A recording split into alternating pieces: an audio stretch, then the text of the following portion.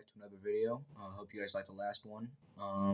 Today we're going to be talking about the witch hysteria in Salem, Massachusetts. So yeah, let's get into that. In 1692, the sleepy settlement of Salem, Massachusetts became the epicenter of one of history's most infamous mass hysterias. In just over a year, more than 200 people were accused of practicing witchcraft, a capital crime punishable by death. 20 people were executed, neighbors turned on neighbors, children accused their elders, and the community was torn apart by an invisible enemy they couldn't comprehend. Today, Salem is known for Halloween, tourists, and the pop culture witches, but the reality of what happened there is far darker than any movie or TV show. It's a tragic tale of religious extremism, political turmoil, land disputes, and some of the most bizarre and horrific scientific tests ever made to prove a person's guilt. Let's dive into the real history, the actual town, and the twisted levels of witch testing that plagued the people of Salem. To understand the Salem witch trials, you first have to understand the people. The Puritans of 17th century New England believed that the devil was a very real, physical entity constantly plotting on their doom. In 1692, Salem was divided into two distinct parts, Salem Town and the Salem Village. Salem Town was a bustling coastal port with a growing economy, while Salem Village, where the hysteria began, was a rural, struggling farming community defined by harsh winters, poverty, and isolation. The villagers were a bitter people.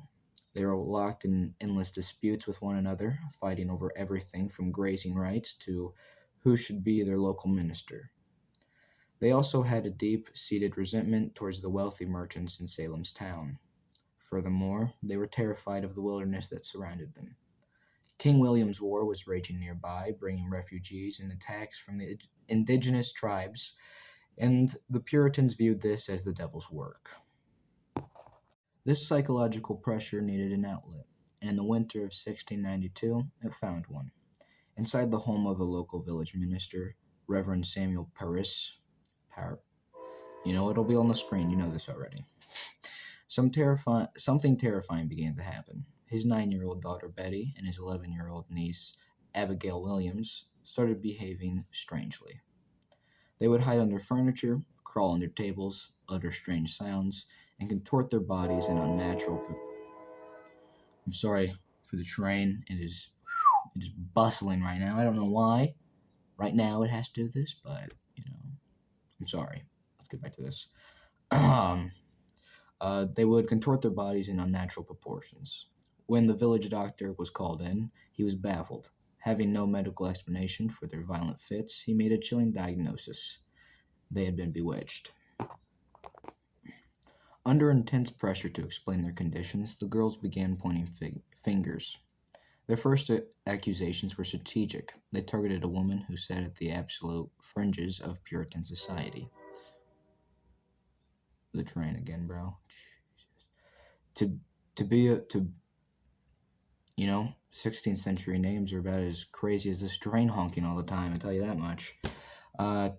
Tibia, an enslaved woman from the Paris household, Sarah Good, a homeless beggar known for her sharp tongue, and Sarah Osborne, an elderly, sick woman who lived at the outsides of societal norms. The dominoes had fallen. Once the community accepted that witches were among them, the floodgates of paranoia were opened. Once someone was accused of witchcraft, they were immediately subjected to intense interrogations and physical examinations. This is where the first level of witch testing came into play. The search for the devil's mark. The Puritans believed that when a witch made a pact with the devil, they received a physical mark or blemish on their body. This witch's mark was thought to be a secret nipple from which a witch's familiar, a demonic animal assistant, would suck her blood. To find these marks, local authorities would form a jury of respected local women to strip the accused naked and shave every inch of their body. Moles, scars, skin tags, or even natural freckles were scrutinized. If any such blemish was found, it was taken as absolute proof of a demonic pact. But what if their skin was completely blemish-free? If a woman passed the initial visual inspection, investigators moved to a more aggressive test. the prick test. Inspired by witch hunting manuals used in Europe, investigators would use sharp pins, needles, or blades to poke and prod the accused's skin. The logic was twisted but simple. It was believed that the devil made witches completely invulnerable to pain. The examiners would search for insensitive areas where the accused wouldn't bleed or feel pain. The examiners would poke the subject all over. In horrific historical instances across Europe, professional prickers used retractable or dull blades so the suspect wouldn't bleed, ensuring their conviction. In the Panic of Salem, any lack of reaction or lack of bleeding from a pinprick was viewed as a clear sign of witchcraft.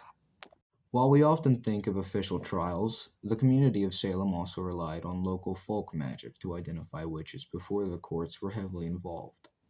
One of the most famous of these was the baking of a witch cake.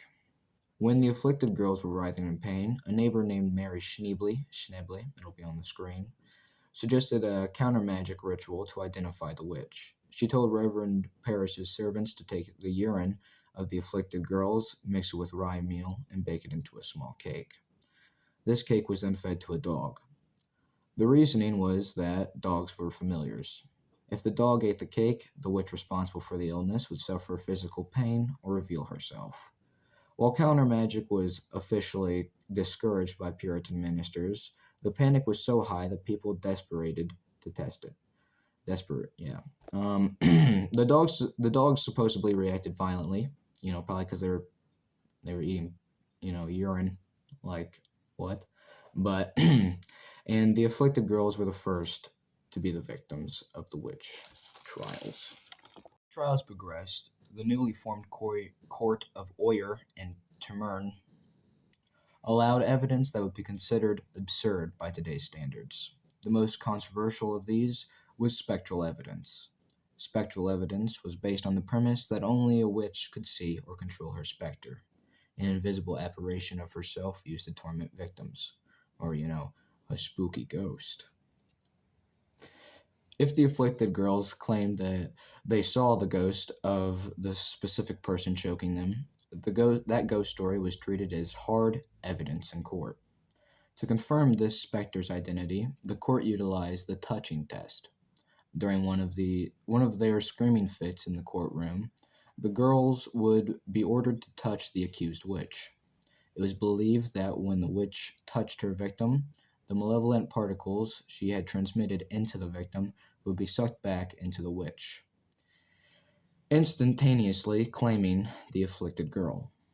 Because the girls knew exactly how to play the court, this test constantly worked and condemned the accused. Society was built entirely upon the Bible, so it made perfect sense to the magistrates that a witch, being an agent of the devil, would be fundamentally incapable of reciting the words of God. Suspects were ordered to recite the Lord's Prayer perfectly from memory. Any stumble, mispronunciation, or falter was taken as a sign that the devil was preventing them from speaking holy words. See, just then, I would probably be hanged from Gallows Hill, dude. Oh my goodness. I'd be condemned as a witch immediately, dude. Speak, bro. The test, however, was highly flawed. Many innocent, terrified people would stutter or blank under the pressure of a courtroom full of angry judges. On the flip side, many of the accused were well educated and could easily recite the prayer. But the judges simply claimed that the devil had taught the witch to recite the prayer so she could blend into society. There was no win scenario. Now, we've all heard the trope, quote, if she floats, she's a witch. If she sinks, she's innocent, end quote. This is known as the swimming or flotation test. This test was actually far more common in Europe than it was in Salem. The logic was based on baptism. Water was considered a holy element, therefore, it was believed that the water would reject a witch because she had renounced her baptism. If an accused person floated, they were guilty. If they sank, they were innocent. To execute this test, the accused would be stripped from their undergarments, their thumbs tied to their opposite toes, and then tossed into a lake or river. Obviously, being tied up made it almost impossible to swim. To ensure the victims didn't drown, a rope was usually tied around their waist to pull them to safety if they sank. However, many of the suspects drowned or were simply severely injured from the shock anyways. While largely condemned by the leading magistrates in Salem, the swimming test remains one of the most famous methods of that era and was used occasionally, but not as occasionally as others. With these bizarre testing methods and the damning unchallenged spectral evidence of the afflicted girls, the Special Court of Oyer and Termer was official in June of 1692. The very first person tried and convicted was Bridget Bishop. She was an older woman who owned two taverns, known for her gossip, and loved wearing scarlet dresses, which went against the strict, dull Puritan dress code. You've seen them all. They're pretty much like normal pilgrims. She was later hanged on the Gallows Hill on June 2nd, 1692. As the summer progressed, the paranoia only deepened. The trials became a tragic revolving door of death.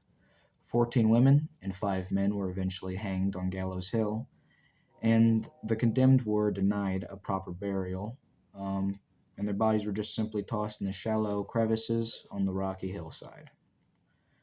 Perhaps one of the most harrowing tales of Salem witch trials was that of the 80-year-old farmer, Gilles Corey. When Gilles Corey was accused of witchcraft, he refused to enter a plea of guilty. Or not guilty. Under English law at the time, it was a defendant refused...